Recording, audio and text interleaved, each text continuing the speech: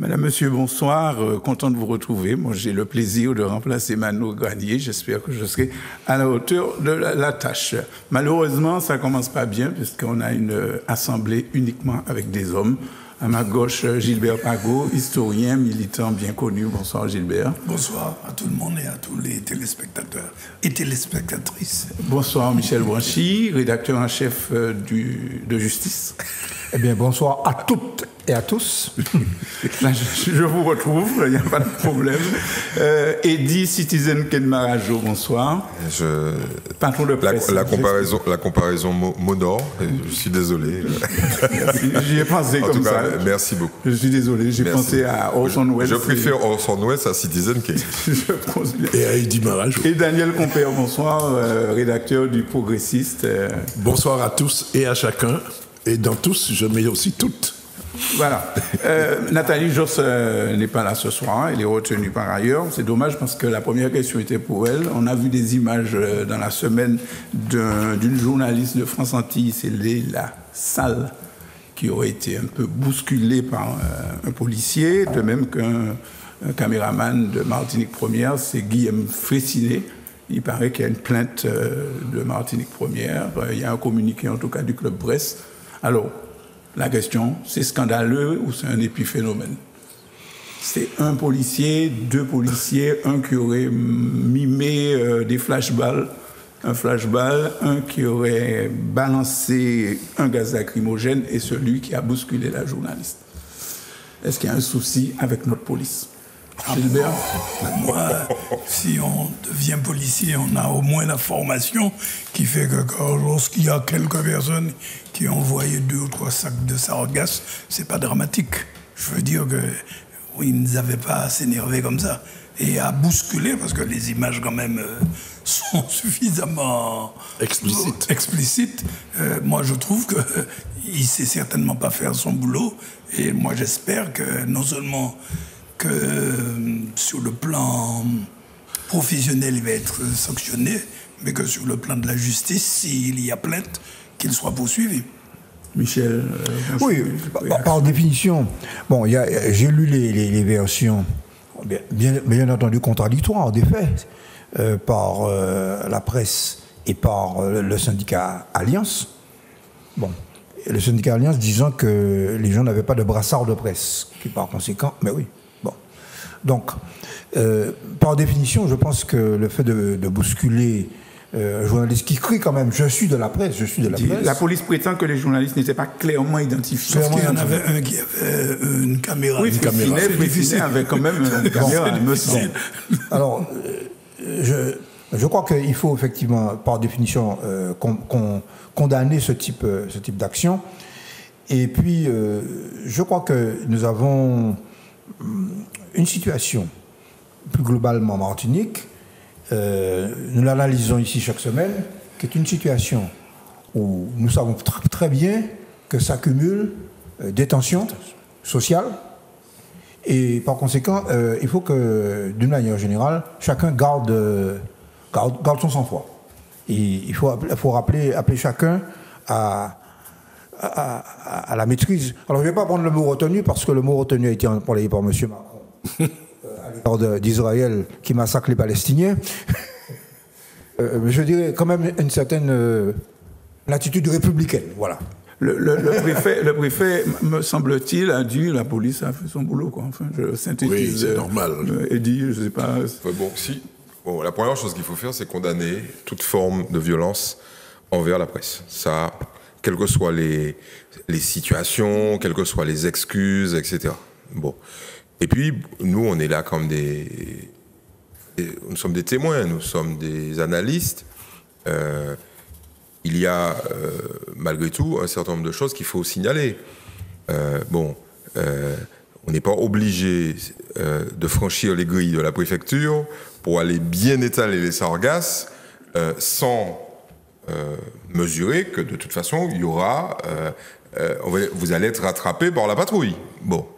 Si toi et moi, on s'amuse à enjamber les grilles de la préfecture, même par temps absolument noir, absence de lune, et qu'on nous voit, il y aurait Tchébenou, il y aurait Menou au poste. Donc, il ne faut pas non plus s'étonner de ça. Et puis, il y a un deuxième truc, c'est qu'il y a des barrières. Et on vous dit, faites attention, si vous franchissez les barrières, vous vous exposez à être repoussé. Vous franchissez les barrières, vous êtes repoussé. Il y a ça aussi à analyser. On n'est pas naïf, ok. Quand on travaille, et moi je soutiens de manière générale toutes les formes de manifestation à l'encontre de certains pouvoirs. Bon, de l'ordre établi. C'est dans mon ADN. Mais il y a un moment, je veux dire, de l'autre côté, il ne faut pas être naïf. Si on va à la castagne, je ne parle pas des journalistes, je parle des manifestants. Si on va à la castagne, il y aura de la castagne. Par contre, le travail du journaliste est de dire, moi je filme et je rapporte la réalité, et ces gens-là ne doivent pas être touchés. C'était le débat que vous aviez la semaine dernière. Voilà, ces gens-là ne doivent pas... Mais alors, qu'est-ce qui serait passé? Là où la vérité, c'est un autre problème. Qu'est-ce qui se serait passé si des journalistes auraient été mêlés à une situation, entre guillemets, de guerre? On commence par les descendre, et puis après on réprime une manifestation. Non, c'est connu, on commence par descendre les journalistes pour qu'ils ne rendent pas ce qui se passe. Voilà. Mais en même temps, je pense qu'il faut tenir... Alors, c'est toujours la même problématique, et je termine. La vérité, ce serait de dire les deux. C'est-à-dire de dire, bon, écoutez, il y a des mecs qui ont franchi les barrières, il y a des gens qui ont poussé les barrières Vauban et qui ont été au contact des policiers. Et nous, journalistes, nous avons fait notre boulot, nous les avons suivis. Oh, on a l'impression, dans le compte-rendu, c'est que les journalistes étaient là, et puis les policiers sont arrivés, et puis les ont... Non, allons dire toute la vérité. Et nous, moi je dis, même si un journaliste suit, entre guillemets, un manifestant qui contrevient, entre guillemets, à l'ordre public, on n'a pas le droit de le toucher. Très bien. Oui, tu posais la question au départ de savoir si c'était un épiphénomène ou quelque chose de grave. J'ai envie de dire que c'est les deux. Parce que, mais non, par rapport à ce qui se passe dans le monde... C'est mon capitaine. Oui, mon capitaine. Par rapport à ce qui se passe dans le monde, où des journalistes sont assassinés presque tous les jours, où ils sont emprisonnés, certains sont torturés, ne commettons pas la bévue, j'allais dire, de mettre cela sur le même plan. Ceci dit, il est anormal, pour ne pas dire qu'il est regrettable, que des journalistes faisant leur boulot se fassent, disons, bousculer. Allez, pour ne pas employer d'autres mots. On a parlé tout à l'heure de savoir s'il fallait que les journalistes aient un brassard de reconnaissance. J'ai toujours été pour cela, moi. Parce qu'il n'est pas évident, dans des échauffourées, il faut se replacer dans le contexte, comme d'habitude, il n'est pas évident, lors des échauffourées, de distinguer qui est manifestant et qui est rapporteur. Le journaliste est un rapporteur, dans le bon sens du terme. Ça aurait été plus grave si les journalistes en question, malgré leur brassard, avaient été bousculés. Je continue à employer le mot bousculer exprès. D'accord? Bon, maintenant, c'est intolérable, il ne faut pas que ça se passe, et je pense que les journalistes ont raison de porter plainte. Bien. Sinon, on ne va pas rester sur... Pour moi, c'est un épiphénomène, mais bon, c'est pas grave. Oui, moi aussi. C'est la base. C'est des manifestants, et dit l'a rappelé, des manifestants ont lancé des sacs de sargasses et des bidons, symbolisant l'essence, je crois, dans l'enceinte de la préfecture. Qui sont ces manifestants? Tout de noir vêtus, avec un drapeau rouge, vert, noir en bande horizontale. Bande horizontale, oui, c'est nouveau. C'est nouveau, drapeau rouge, vert, noir. Alors, ma question, pour vous, hein, je suis là, ce rôle-là est excellent. Poser les questions, c'est cool, comme ça, j'ai pas d'avis à donner. Est-ce que c'est un coup de pub ou est-ce que c'est une façon de dire, il n'y a pas que Kémy Séba? Elle est embêtante ma question, je ne sais pas. Non, c'est pas Gilbert, est-ce que c'est un coup de pub? Parce qu'ils n'étaient pas très nombreux. Même moi j'étais fatigué, je savais qu'ils allaient faire quelque chose, parce qu'il y avait une vidéo qui passait qui dit « Venez au polygone à des clients avec un sac. Si vous n'avez pas de sargasses, et si vous n'avez pas, on va vous donner des sargasses. » Donc, vas-y Gilbert. Mais je vais répondre à deux questions. Vas-y. C'est pas les manifestants qui ont enjambé, c'est deux jeunes dans la bande. Deux petits jeunes qui n'ont strictement rien, qui n'ont même pas 20 ans. Les deux qui ont enjambé pour faire le couillon, de mon point de vue.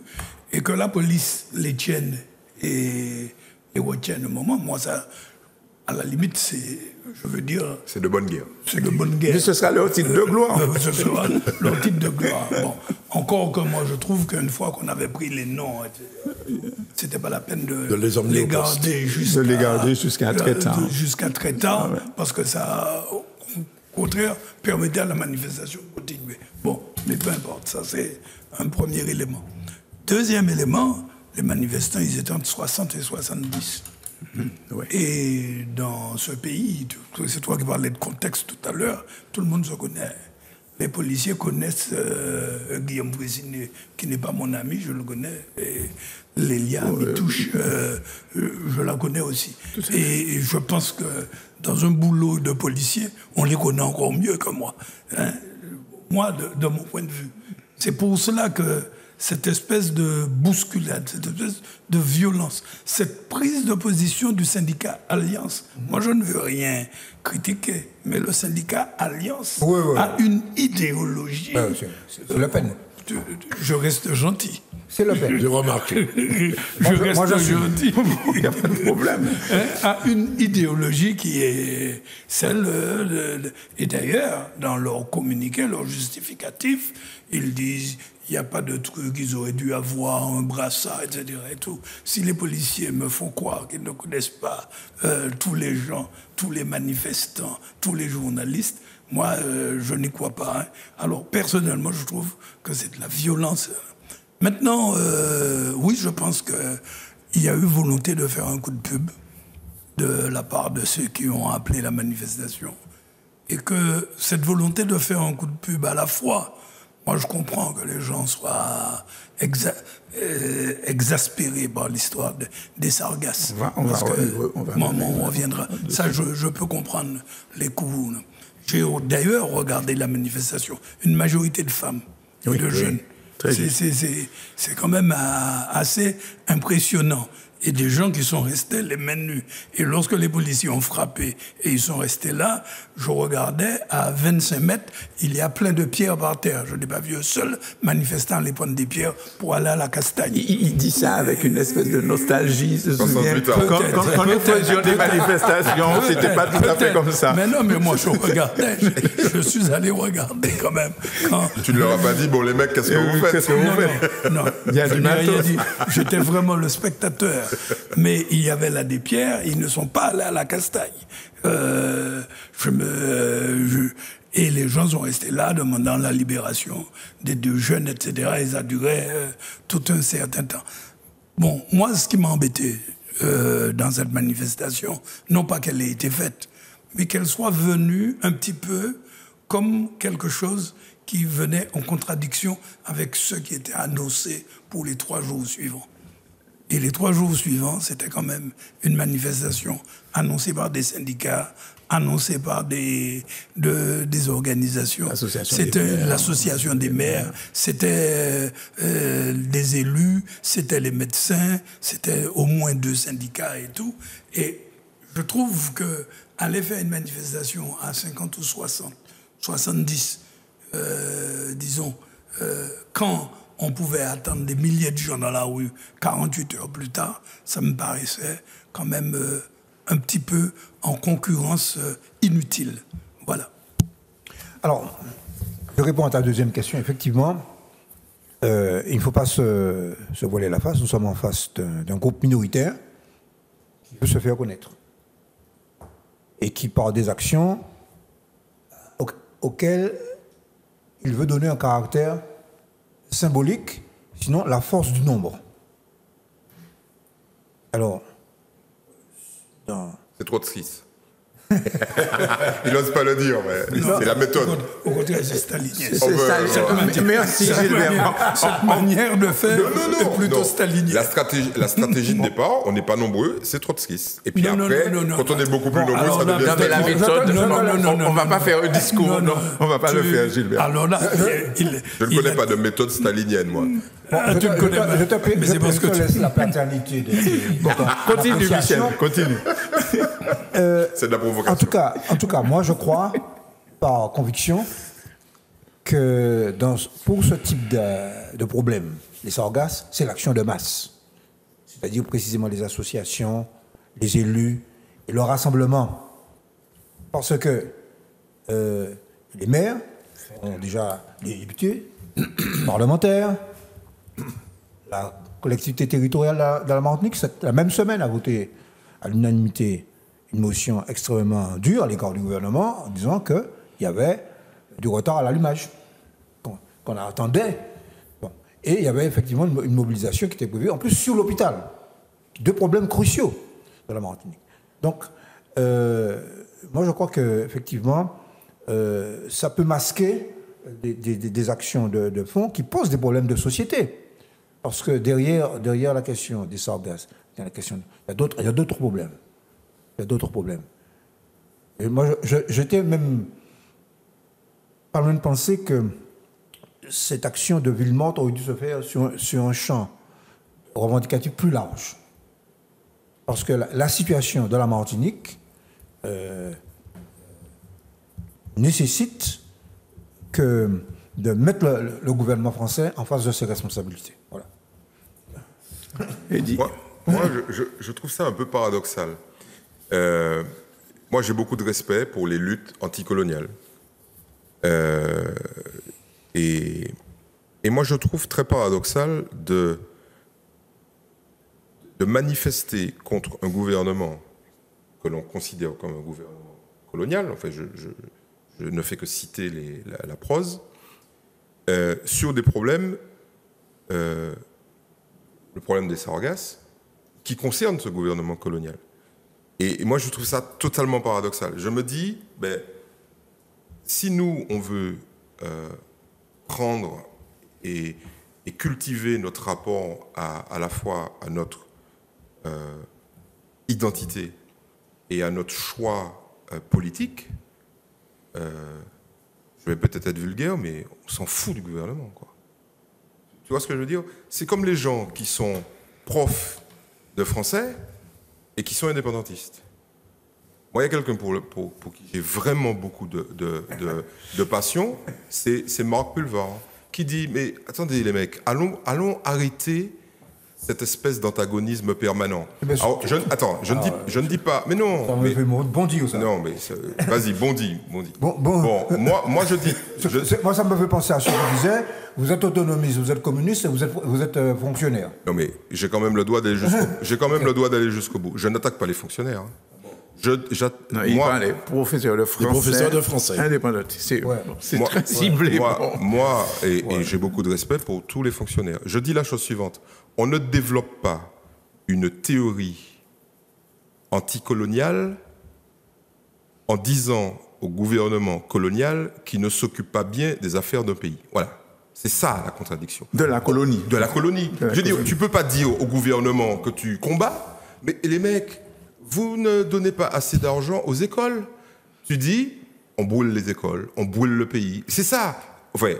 Je n'appelle pas à la révolution. C'est une façon de dire qu'on n'a pas de révolutionnaire, quoi. Mais oui, je veux dire, si tu es révolutionnaire, quand tu ne peux pas le faire, ça veut dire que tu fais rien. Non, j'ai pas dit ça. Je n'ai pas dit. Non, mais attention, il y a d'autres. Mais non, il y a d'autres langages. Tu devrais comprendre ce que je préfère le langage. C'est un vieux argument. C'est un vieux argument. Qui vise à négativer l'action anticoloniale. Laisse-le continuer. Vous allez répondre. Parce que Gilbert est en train de bouillir là. Je préfère le discours du Parti communiste qui est plus pragmatique, qui est plus réaliste. Je préfère le discours du Parti progressiste qui dit, bon les mecs, on connaît la réalité, n'allons pas vendre du vent et du rêve aux gens. Je préfère ce langage-là, je préfère quand Gilbert dit dans ses mails, nous devons prendre la réalité à bras le corps, la réalité à bras le corps. Bon, c'est ça, mais écoutez bien la prose, parce que vous allez finir par être d'accord avec moi. Écoutez bien, vous avez lu ce que ces gens disent? Ils disent, nous, et Bérisson le dit très clairement, nous allons aller à l'affrontement. Très bien, c'est un choix qui est respectable. On a le droit de respecter les idées. Les actes, on peut en débattre, mais les idées, c'est open. Mais tu ne peux pas avoir des idées qui sont en contradiction avec tes actes. Tu ne peux pas dire à un gouvernement, il n'y a pas assez de seringues dans les hôpitaux, mais on va vous foutre dehors. Tu comprends? Je trouve ça totalement aberrant. Je préfère l'attitude qui dit, nous allons nous battre tous les jours pour que les droits que vous nous dites nous concerner soient respectés. Okay, là, nous avons droit depuis 1946. Là, je suis d'accord. Et le Parti communiste qui dit, bon, ok, peut-être que nous sommes pour l'indépendance, tout ça, mais ce n'est pas le problème d'aujourd'hui. Le problème d'aujourd'hui, c'est de respecter les droits des citoyens. Eh ben voilà, eh ben là, je préfère un discours comme ça qu'un discours qui dit, oh les mecs, on va vous foutre dehors, mais en même temps, vous ne donnez pas suffisamment de trucs pour soigner les gens. Voilà. Daniel veut intervenir après Gilbert. J'attends sereinement parce que je remarque, comme d'habitude, on dévie. Ça, c'est une tendance que nous avons sur ce plateau. Nous partons d'un fait et puis nous... bon. C'est normal. C'est bien. Non, mais je n'ai rien contre, mais je le remarque. C'est fait pour que tu le remarques. C'est fait pour que je le remarque. D'abord, quant à la manifestation Sargasses préfecture, rappelons-la comme ça ne me paraît pas bizarre qu'il n'y ait eu que 60 ou 70 personnes. C'est pas là le problème. Il fallait, je ne sais pas si c'est ce collectif, ce mouvement, comme on veut, pouvait mobiliser 1000 ou 2000 personnes. Mais s'il faut chaque fois attendre d'être 2000 pour faire quelque chose, il y a beaucoup d'endroits et de moments où on ne ferait rien. Donc ça ne me gêne pas que ce soit un petit nombre. C'est pas ça le problème. Deuxième chose, l'un d'entre vous, je crois que c'est Michel, a dit que on aurait dû élargir en ce qui concerne c'est pour là que je dis qu'on a dévié, en ce qui concerne la manifestation sur la santé, d'accord, qui est un problème majeur, fondamental, on aurait dû élargir les revendications, disons, etc. Là, je ne suis pas d'accord. Pour une fois qu'il y avait une unité sur un problème, décliné de différentes façons, bien sûr, sur un problème reconnaissable, reconnu, il fallait mettre l'accent uniquement là-dessus et non pas faire comme nous faisions à l'époque dans nos revendications syndicales, avoir des plateformes de 20 ou 25 points. 25 pages. 25 points. Dont le dernier point était toujours la reconnaissance du 22 mai, jour férié, jour mai. Bon. Ce genre de plateforme tellement large que ça veut tout inclure. Ça ramasse tout le monde. Ça ramasse tout le monde, oui, mais ça ramasse surtout personne. Bien. Gilbert. Oui, je ne vais pas répondre à tous les points parce que je crois qu'il y a d'autres points sur lesquels on reviendra. Mais je reviens sur ce qu'a dit tout à l'heure Marajou. Marajou, il faut regarder à chaque fois la situation telle qu'elle est. Tu as un État colonial.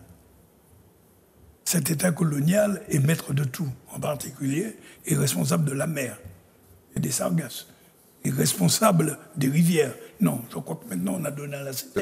En partie. Mais irresponsable.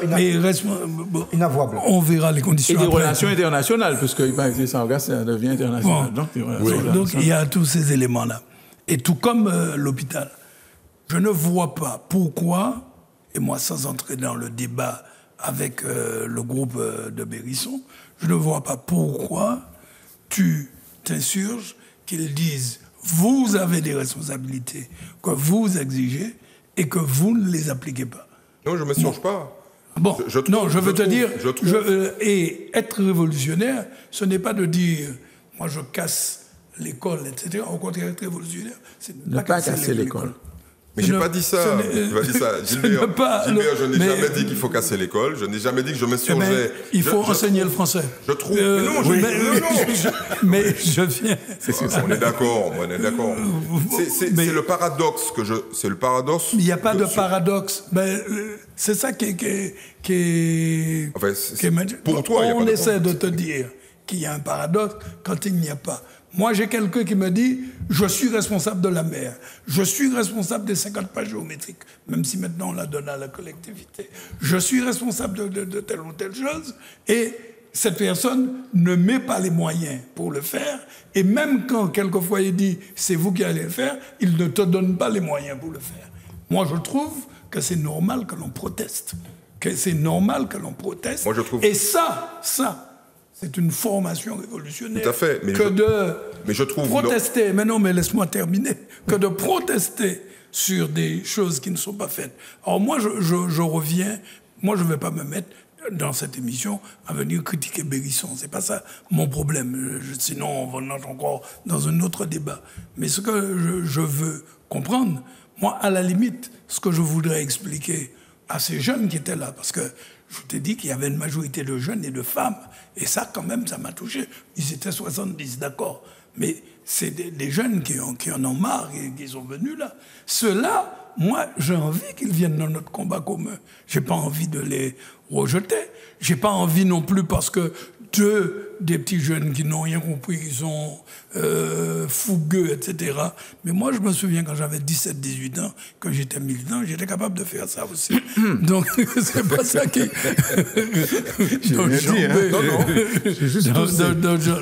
Moi, j'ai plus envie de dire, j'aurais aimé que ces jeunes-là viennent dans le combat que nous faisons. Moi, j'ai pas envie de les rejeter. J'ai pas envie que mes propos soient mais dévoyés. On est en train de discuter. Non, mais justement, tu parles de mes propos. Moi, j'aurais préféré entendre les tiens, parce que tu as rebondi sur mes propos. Mais ce sont les miens. Non, mais d'accord. Je te donne les miens. Oui, d'accord. Je veux croire que ce que je dis. Non, mais par rapport aux miens. Mais donc, je rectifie une chose. Loin de moi l'idée d'exclure. De stigmatiser. Mais non, c'est pas ça l'idée. C'est une analyse du discours. Et effectivement, chacun peut avoir sa vision des choses. Mais moi, mon analyse est la suivante. Quand celui qui représente l'État colonial dit « je ne vais pas faire », moi, je trouve ça normal. Et je trouve normal qu'on lui dise « c'est à vous de faire ». Oui, mais... Parce que nous n'avons pas la responsabilité. Bien évidemment. C'est à vous de faire et nous sommes derrière pour vous obliger à le faire. Eh bien, moi, moi, je préfère tenir le discours suivant. De toute façon, un jour ou l'autre, nous le ferons. Oui. Mais je n'entends pas ce discours-là. C'est ça mon problème, tu vois. Non. Voilà. On le tenait. Ce discours-là, on le tenait. Et c'est ça le cœur du problème. On le tenait entre 1946 et 1982. Et depuis 1982... alors, c'est qui? Non, mais attends. La classe politique de gauche, voilà. La classe politique de gauche... Qu'est-ce que ça veut dire, la classe politique de gauche? On ne va pas faire de l'exégèse Non, c'est pas exégèse. Moi, je ne tiens pas ce discours. Non, mais le principe de l'émission... Attends, ne tient pas ce discours. Le principe de l'émission, c'est pas qu'on échange entre nous, parce que c'est qu'on réponde aux questions. Donc, moi, je dis, et on ne s'écarte pas du tout, parce que ta question est centrale, puisqu'on va avoir ce dialogue-là en permanence maintenant, puisqu'il semblerait qu'il y ait des gens qui aient décidé de passer à autre chose. C'est ça que je suis en train de vous dire. Il y a des gens, même s'ils sont peu nombreux, même s'ils ne représentent que tout petit truc, qui ont décidé de se radicaliser. Utiliser d'autres méthodes que disons les mots, de se radicaliser, de dire, messieurs, vous n'êtes pas ni suffisamment graines, et nous qu'à aller plus loin qu'ils autres. Parce que c'est ça le discours, il faut le lire, c'est marqué. Donc, moi ce que je dis, ce sont des gens qui ne se situent pas à droite, hein, on est d'accord. Donc, qu'est-ce qui a manqué ou qu'est-ce qui manque dans le discours de gauche, notamment le discours anticolonialiste, pour que des jeunes, comme tu dis, des femmes ou d'autres personnes, en arrivent à une radicalisation? C'est ça la question centrale. En fait, sur cette thématique-là. Michel... ça ne doit pas nous empêcher de dormir. Mettre un peu d'eau sur Michel, parce qu'il a bouilli aussi. Non, je trouve cette discussion intéressante parce que ce sont des discussions que nous avons eues il y a peut-être 30 ans au Parti communiste. Ce sont de vieilles discussions sur les voies et moyens de la lutte. Bon, c'est pas nouveau. Bon, elles se reposent dans des conditions peut-être différentes et elles se posent. Et tu as parlé de 82. Oui. Tu as parlé de 82, c'est-à-dire la décentralisation. Et le piège, précisément. Et le moratoire. Et le moratoire, oui. Tu n'oses pas en parler, mais c'est ça aussi. Le piège qu'utilise l'État colonial, c'est que nous avons affaire, le capitalisme comme l'État colonial, sa force, c'est de s'adapter constamment aux circonstances. Et ce qui fait sa force est que le temps que ceux qui le contestent puissent adapter leur méthode de lutte a toujours un temps de retard. Bon. Par exemple, parlons de l'eau. Et Gilbert l'a amorcé. Il a dit, on vous donne des compétences, mais on ne vous donne pas les moyens. Mais c'est exactement la phase dans laquelle nous sommes. Nous sommes dans une phase où on a fait la décentralisation, et sur toute une série de domaines, je le savais, mais en étant au cœur des affaires, à la gestion, je le constate encore plus. Il n'y a pas les moyens. Sans compter qu'il va dans les bureaux parisiens maintenant, au Sénat. Tout à fait. Les moyens financiers et les moyens humains. Mais le problème, c'est que la population a l'impression que les élus... Alors, en plus, il y a un discours, effectivement, la classe politique, la classe politique, la classe de gauche. Moi, je suis comme Gilbert, je ne sais pas ce que ça veut dire. Moi, je suis un élu, il y a une étiquette, je suis un élu communiste. Bon, tu comprends? Bon, alors, on peut ne pas être d'accord avec dans un groupe de gestion, point. Alors, par contre, dans la phase actuelle, nous avons mis, et je rejoins ce qu'a dit Daniel, on a réussi à faire l'unité sur un certain nombre de points identifiables. C'est-à-dire qu'on a, au bout il y a une maturation, tout le monde a bien compris. La santé, les sargasses. Les sargasses, c'est l'État. Que l'hôpital, c'est l'État.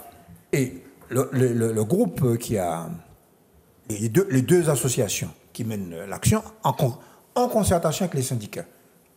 Ils n'ont pas tombé dans le piège de ce qu'on appelle la soi-disant société civile, qui ne veut rien dire, souvent.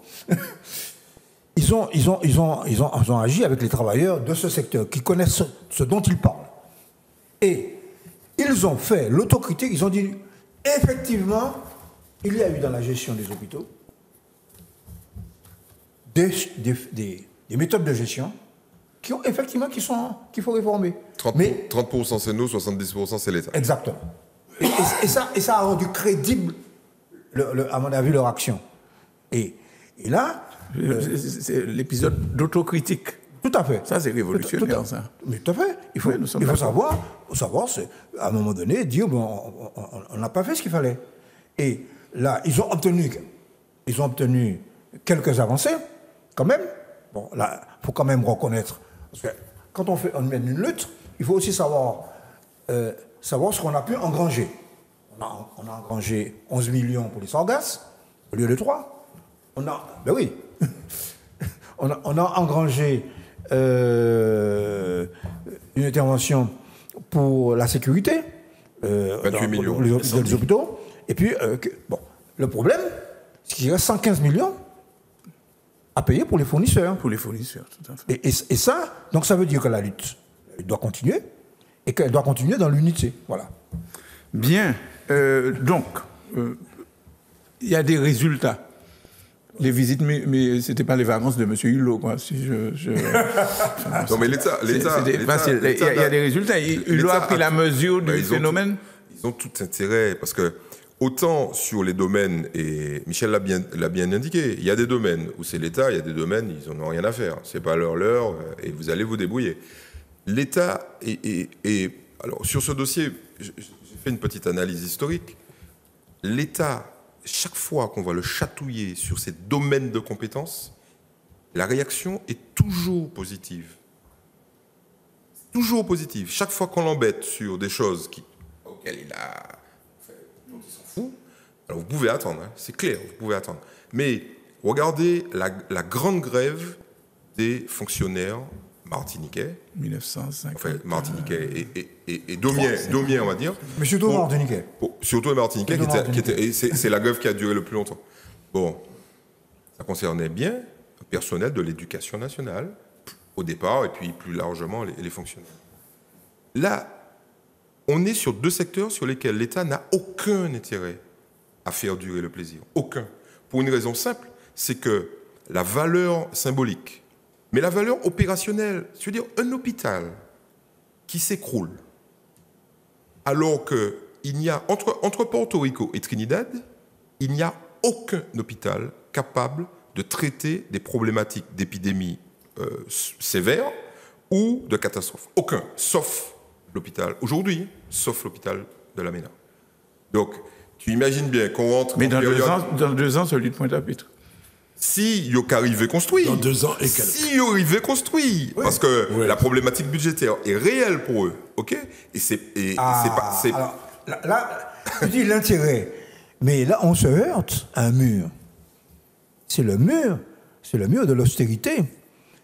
Et la différence, me semble-t-il. Pas tant que ça. Je te donne un exemple. Pas tant que ça. La ministre de l'Outre-mer, elle est originaire de Saint-Pierre-et-Miquelon. OK? S'il y avait une austérité, elle n'aurait pas obtenu 110 millions d'euros pour refaire entièrement le port de Saint-Pierre-et-Miquelon pour 6 000 habitants. 110 millions d'euros cash. OK? C'est nourri couillon.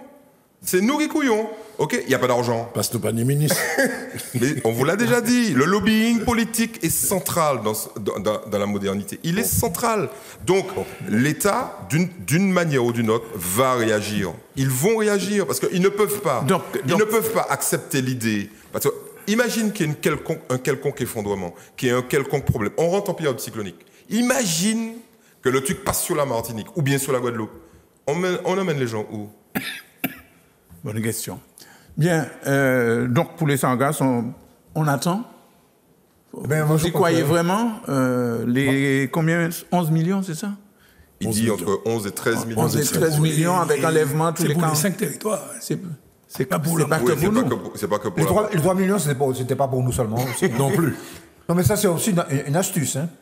Ouais. C'est un effet d'annonce, quoi. Globaux. Oui. Mais quand on les divise par, enfin, au moins les 3, pour les Sargasses, c'est Martinique, Guadeloupe principalement, et en partie aussi la Guyane. Ouais. Ça mange dans les deux sens. Mais aussi Saint-Martin et Saint-Barthélemy. Oui, Saint-Martin, Saint-Barthélemy. Ça mange dans les deux sens. C'est-à-dire, c'est à la fois un effet d'annonce pour nous, mais en ayant l'habitude d'ausculter ce genre d'éléments de langage, c'est aussi un effet d'annonce pour Bercy. C'est-à-dire qu'ils disent à Bercy, finalement, les mecs, c'est pas beaucoup, hein, c'est juste 11 millions. Mais au final, ils savent très bien que ça va coûter 10 fois plus cher que ça. Parce que qu'est-ce qu'ils veulent instituer? Ils veulent instituer un traitement permanent des sargasses. Oui. Un traitement permanent des sargasses. C'est-à-dire qu'ils vont te mettre des navires ramasseurs ou collecteurs, un à gauche, un à droite dans chaque pays, et puis ils vont ramasser. Hein. Parce que quelle autre solution il y a? Et puis surtout, bon, il faut quand même que nous soyons vigilants sur l'application. C'est comme pour la chlordécone. Bon, on nous a annoncé un plan chlordécone récemment, en début de l'année. J'ai cru, quand j'étais encore en activité, je siégeais au Greffier, j'ai cru entendre ce qu'on annonçait en 2009-2010. C'est-à-dire qu'il faut... Ah oui. Bon. C'est comme le plan séisme. Non. Autrement dit, il faudra être extrêmement vigilant sur l'application, notamment des sommes qui sont accordées à la recherche. Parce qu'il y a des choses qu'on sait, c'est comme pour le chlordécone. Il y a des choses qu'on sait et des choses qu'on ne sait pas. On a besoin de faire avancer la recherche sur ces questions-là. Puisque Michel parle de la chlordécone, c'est sur Guadeloupe première, je crois. Il y a un début d'un sujet, je n'ai pas vu tout le sujet, où un journaliste de Guadeloupe première pose une question sur la chlordécone et Hulot et Girardin disent bon, on n'en parle pas. Nous parlons pour ça. Oui. Ouais. Ils sont venus pour les sargasses. Je trouve ça un peu inquiétant. J'ai trouvé ça inquiétant. La presse nationale qui était présente le reprend en disant que le débat sur la chlordécone a été évacué. Ah, d'accord. Alors, justement, avant de venir ici, j'ai reçu sur les réseaux sociaux, je crois que il me semble que c'est sur France 2, une émission grand public, dans un amphithéâtre, où on dit, on n'en parle pas beaucoup, mais aux Antilles, il se passe quelque chose de très grave. Tous les Antillais... 92% des Martiniquais. Sont à la limite, alors faut faire attention, parce que ce type de une fois que la presse française... C'est dans le monde. C'est le monde, effectivement. S'empare de ce type de problème, c'est à double tranchant. Ah ben c'est clair. C'est à double tranchant, parce que, en tout cas, il dénonce le scandale.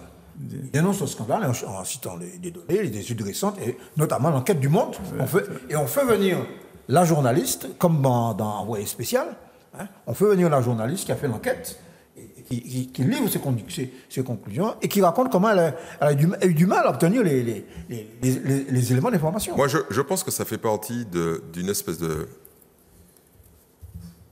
Pour éviter d'aller trop loin, d'ostracisme dont nous sommes victimes de manière systématique. Je veux dire, le monde s'intéresse à l'empoisonnement au chlordécone de la population martiniquaise. C'est très bien, c'est fantastique. Mais le monde nous déchire, globalement. Hein. En général, oui. Bon. Le monde n'est pas loin de Philippe de la Baleine. Exactement. Mais ne s'intéresse pas à l'empoisonnement au chlordécone en Picardie. Ne s'intéresse pas à l'empoisonnement à la chlordécone en Allemagne et en Pologne. Ils n'ont rien à faire. C'est-à-dire, les Noirs sont tellement nuls qu'ils se sont auto-empoisonnés à cause du gouvernement français. Mais les Blancs, ils ont fait la même chose, hein, les mecs. Je veux dire, Picardie, il y a des mes nappes frères, c'est Bogaté qui a passé. sont... Nous tchébé chlordécone là, et puis ils l'emmènent nous, parce que c'est ça que les agriculteurs ont fait. Ils avaient des sacs, ils prenaient à la main, et puis ils mettaient les petits grains, les petits trucs autour des bananiers pour tuer les charançons de la banane. Mais en Picardie, dans le nord de l'Allemagne, en Pologne, c'est pas ça, c'est avion. Ouais. Les mecs ont des taux de contamination qui sont faramineux. Mais il n'y a pas un journaliste de la grande presse, comme tu dis, qui s'intéresse à ce problème-là. Pourquoi ? Parce que les paysans du coin, les associations d'ONG du coin, les landeurs ont dit, les mecs, il va falloir payer. Il faut payer à la fois pour dépolluer et pour nous, j'allais dire, nous indemniser. Je reviens d'un Et ensuite, trait. on passe à Macron. Je reviens d'un trait sur les sargasses. Je suis étonné quand même qu'autour de cette table, personne, À l'exception de toi. personne n'ait pensé ou n'ait exprimé l'aberration, comme dirait l'autre, du gouvernement français qui refuse, sous des prétextes qui me semblent fallacieux, de déclarer l'état de catastrophe naturelle. État de catastrophe naturelle qui est absolument indispensable pour pouvoir envisager d'éventuelles indemnisations des gens touchés. Quand je dis les gens, c'est aussi bien les particuliers que les industriels, etc. Est-ce que tu t'es déjà demandé pourquoi Justement, pourquoi vraiment? Est-ce que la réponse n'est pas dans la question? Dès lors qu'on parle de catastrophe naturelle, on parle d'indemnisation. Mais oui, mais ça bien veut dire sûr. que la réponse est dans la question. S'il n'y avait pas d'indemnisation, on peut déclarer ce qu'on veut. Le le type ne peut pas se sacrifier. En fait, Surtout qu'il ne sait pas jusqu'où ça ira. Bien sûr, parce que sinon, c'est situation de catastrophe naturelle permanente, puisque ça regarde là, Kevin tous les jours. Ça regarde ça, au pas savent quitter un gars viré, il peut vivre l'année prochaine. Il y a un point qui a été abordé tout à l'heure, mais très rapidement, mais sur lequel je veux revenir. Pas de problème. La mobilisation sur la santé. Oui, C'était important de le faire et je l'assume. Mais mon point de vue était qu'il fallait élargir c'est ce que tu disais, aux quatre problèmes ce que tu disais. qui sont là et qui font partie de la santé. Bien sûr. C'est-à-dire et les sargasses et le vent mauvais qui vient d'Afrique, puisque c'est comme ça qu'on le présente. Tout à fait. Hein? C'est-à-dire la brume de sable. Et ensuite, le problème de la chlordécone, chlordécone, qui est encore un autre problème de santé. Et enfin, le problème de l'alimentation. Parce que les gens... Là, on est menacé de 4 fléaux à la fois, en même temps. Et ça me paraît... C'est pour ça que, quand je vois les manifestations, que je ne critique pas, parce que je comprends que les gens soient énervés, etc. Mais mon objectif, c'est de faire qu'on puisse élargir le plus possible. Ce que je voudrais, c'est qu'on élargisse le plus possible. Et qu'on ne s'en tienne pas qu'à la question de l'hôpital. C'est central, la question de l'hôpital. C'est central qu'on obtienne. Mais qu'on voit bien qu'il y a un quadruple danger qui est là, et qui est là en même temps, et sur lequel il faudrait se mobiliser. Et moi, de mon point de vue, moi j'aimerais qu'il y ait d'autres syndicats qui s'associent, qu'il y ait élargissement, qu'il y ait encore d'autres associations, et puis que dedans, il y ait toutes les tendances que tu appelles de gauche. Mais parce que quand tu parles le monde de gauche, ça ne veut rien dire pour moi. Il y a au moins une dizaine de prises de position, Mais qui est Mais toute tu cette es quand même favorable, je retiens que tu es quand même favorable à l'unité. C'est pour ça que je parlais du monde, le monde de gauche. Mais j'ai toujours été favorable à ça. C'est sûr. Michel qui n'est pas d'accord. Bon, simple que j'ai quand même un petit tape. Parce que, yo rassemble ça, yo ensemble, mais pour tout. Je connais tout le monde autour de la table. Non, mais ce que dit Gilbert est fondamental. J'ai bien compris qu'il s'agissait d'une plaisanterie amicale. Je crois que notre travail ici, c'est de faire prendre conscience. Je reviens un petit peu en arrière. Il n'y a pas de problème, on a encore le temps. C'est la situation dans la Martinique, sur différents plans, social, économique, démographique, etc., écologique, Sanitaire. est d'une situation d'une gravité extrême. Moi, je ne vais pas. D'une manière générale, bon, même si nous avons quelques prérogatives locales, la responsabilité pour le moment de cette situation, c'est l'État français. Et par conséquent, il faut prendre. C'est ce que les Guyanais ont fait. Il y a un an. C'est ce que Mayotte, au début de l'année, vient de faire. C'est-à-dire qu'ils ont obtenu un certain nombre de résultats le jour où il n'y a pas eu d'un côté les syndicats, de l'autre côté la société civile, de l'autre côté la classe, ce qu'on appelle la classe politique. Tout le monde, à un moment donné, s'est rassemblé. Il a formulé des revendications. Il a fait comprendre à l'État français qu'il y avait, pour la Guyane, il y avait un retard structurel. Alors, maintenant, ils doivent se battre pour que les promesses Soient tenues. C'est-à-dire qu'on leur a accordé 1,2 milliard. Ils ont estimé qu'il manque 1 milliard. Bon. Mayotte a obtenu 1,3 milliard. Bon. Je viens d'entendre qu'ils ont obtenu qu'on enlève à la collectivité départementale de Mayotte la charge du RSA. Ils conservent l'insertion. Et c'est un soulagement. C'est ce que nous avons demandé aussi à la CTM. C'est que le RSA est payé, mais la CTM est obligée d'ajouter 40 millions parce que l'État ne donne pas les sommes qui correspondent. Donc c'est un cadeau empoisonné. Bon, ça peut faire la transition avec la question des aides sociales. Et la question de Macron. Il a fait. Donc, les aides sociales, Macron, je pense que nos téléspectateurs ont entendu ça aussi. Macron qui dit que les aides sociales, c'est trop de pognon. Un pognon de dingue. Un pognon de dingue. Donc, conclusion, Michel qui est content là. Définitivement, le président des riches contre les pauvres, parce qu'il parle même de responsabiliser les pauvres. Bien sûr. Mais c'est un vieux. On le lâche là, Michel. Non mais bon, c'est pour toi. Je vais pas utiliser la langue de bois. C'est un vieux langage réactionnaire.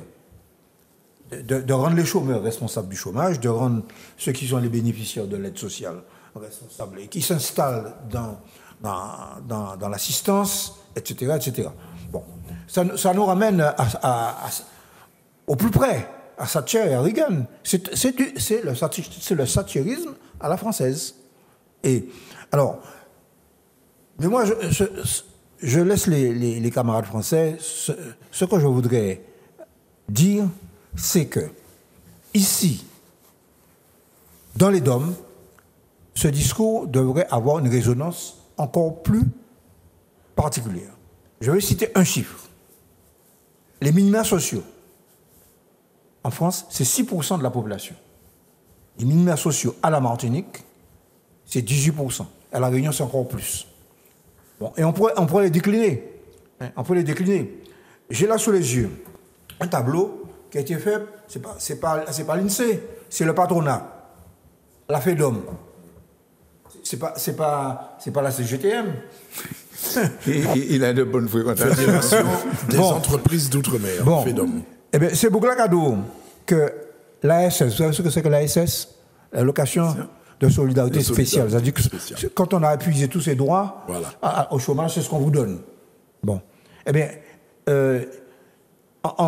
dans les DOM, en Martinique, c'est 3,5% de la population. Et en France, c'est 1,1%. C'est-à-dire que c'est 3 fois plus. Bon. Et puis, on pourrait ajouter, si ça vous intéresse, l'APA.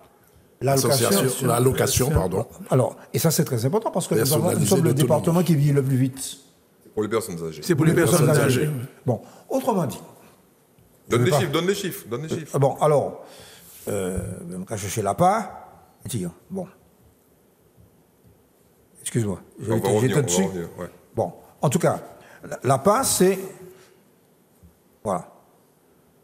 Mais l'APA, la différence, elle est de l'ordre de 5 à 6 points avec la France, en pourcentage de la population. Bon. Et, alors, ce qui est important, c'est que. Mais en valeur absolue aussi. Hein. En valeur absolue. Le montant même de l'APA n'est pas le même ici et ailleurs. Alors, ce qui est important, il y a deux choses qu'il faut noter. C'est que, là aussi, comme pour le RSA, les sommes, ce qu'on appelle la compensation par l'État, auprès de la CTM, qui a, de ce point de vue-là, récupéré les compétences qui étaient celles du Conseil général, la compensation est insuffisante. Bon. Et surtout, l'augmentation d'année par année des dépenses. Par exemple, nous venons de voter pour l'ensemble des établissements médico-sociaux à périmètre constant, à nombre d'établissements constant, une augmentation de 3,77% du budget, 82 millions pour les établissements médico-sociaux de la CTM. Alors que dans le même temps, Macron a pris une loi où il limite les augmentations de dépenses des collectivités à 1,2%. Bon. Et où l'inflation est officiellement de l'ordre de 0,6%. Ça veut dire, très concrètement, que c'est ce que les financiers appellent le phénomène de ciseaux. Le phénomène de ciseaux.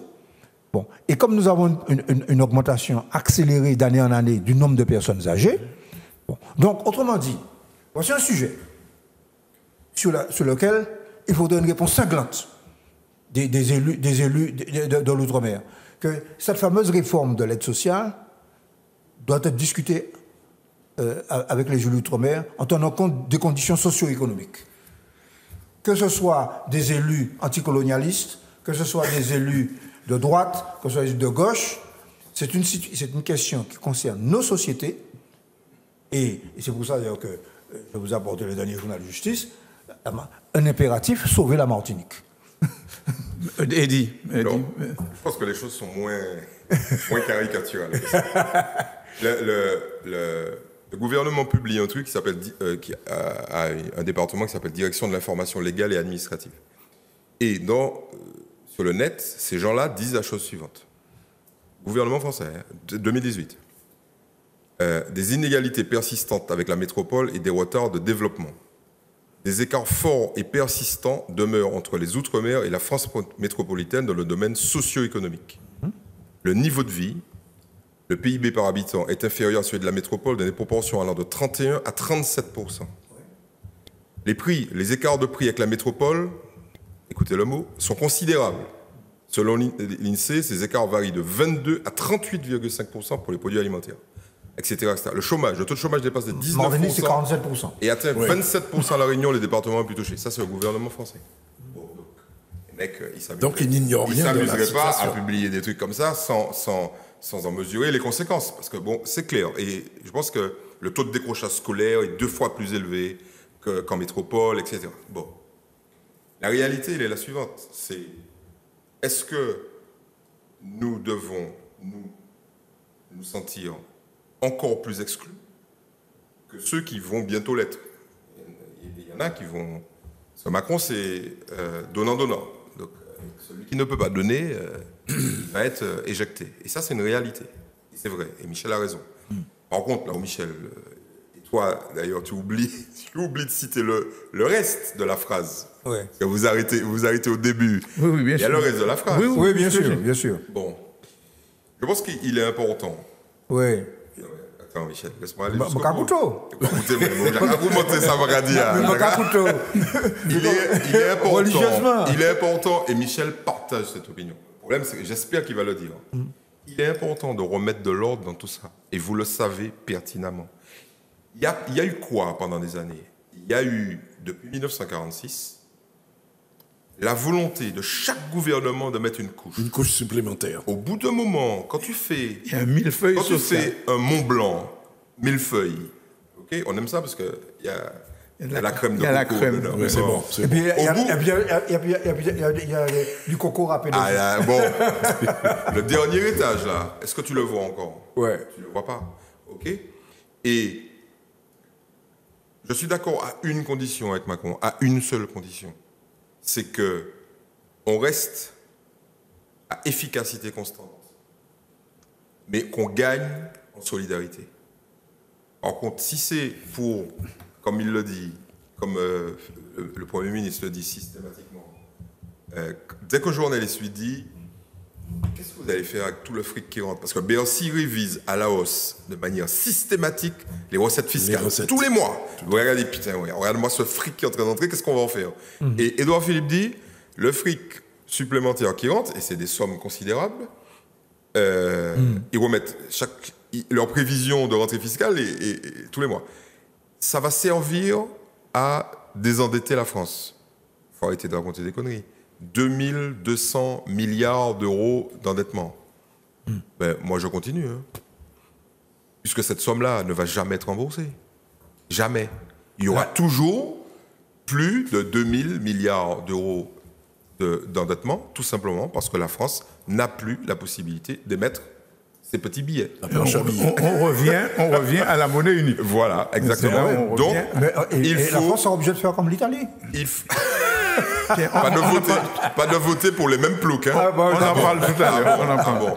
Donc, l'idée, c'est quoi? C'est de reprendre ces sommes et au lieu de les affecter, comme on nous l'annonce, mais évidemment, c'est faux, au désendettement, l'affecter à une meilleure efficacité de la couverture sociale de chacun des Français.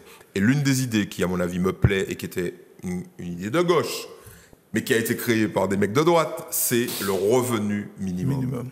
Il est fondamental qu'un pays riche puisse dire, parce qu'il est riche, les pauvres ne peuvent pas faire ça, malheureusement, les pays pauvres ne pourront pas le faire, mais au moins le pays riche dire, ben écoutez, les gens qui, dans mon pays, sont partis avec un désavantage compétitif, on va dire ça comme ça.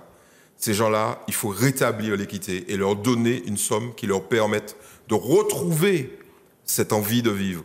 Alors évidemment, j'entends tous les conservateurs hurler, « Ouais, Assistana, non, ce n'est pas vrai. » C'est d'abord une idée de droite. Alors c'est là que Michel Baudy, c'est une idée de droite tout simplement parce que les types disent, si on donne de l'argent aux gens qui n'ont pas d'argent, eh ben ils vont le dépenser. Et ils vont consommer. Et nous, capitalistes, on va récupérer l'argent. Voilà. Et c'est pervers, mais c'est vrai. C'est ça la réalité. Et au moins, donnons à ces gens-là, redonnons-leur une chance supplémentaire de revenir dans le système. Il faut admettre que bon, ça déstabilise ce genre de déclaration. On le disait aux antennes. La déclaration de Macron sur trop de pognon, c'est publié par la responsable de communication de l'Élysée. Donc c'est pas innocent. C'est pas innocent. C'est pas la une méthode fuite. Macron. C'est pas une Non, fuite. moi, je veux revenir. Je suis absolument pas d'accord avec ce qu'a dit Marajo, que j'ai écouté avec beaucoup d'attention. On dirait d'ailleurs que je suis même Religieusement. que je ne participe même pas au débat, puisque je ne fais qu'écouter. Non, il y a une destruction réelle de la solidarité sociale. Une destruction de quelque chose qui a été obtenu pendant des siècles, mais qui s'est accéléré à partir de 1936, avec ce qu'on appelle le Front populaire, à partir aussi du Conseil national de la résistance, qui met en place la sécurité sociale et les entreprises, et avec un certain nombre, et une des dernières mesures sociales importantes, celle qui a été prise en 82, lorsque Mitterrand était là, sur la